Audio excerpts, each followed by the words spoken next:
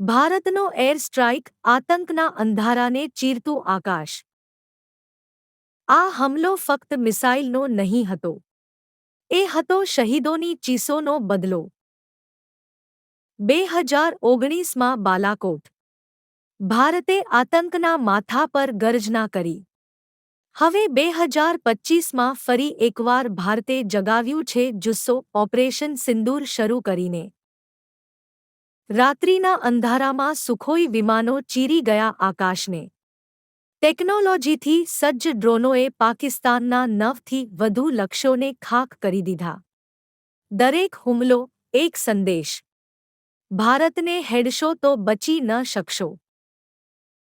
એક મિસાઇલ ત્યાં પડી, જ્યાંથી શહીદોના કાફલા પાછા ન ફર્યા હતા. એ ટેન્ક નહીં, એ ભાવનાઓની ગુંજી રહી હતી.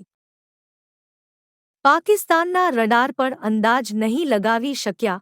ભારતના પાયલોટ્સે સાબિત કર્યું કે આજનું યુદ્ધ ટેકનોલોજી અને હિંમતથી જીતવામાં આવે છે.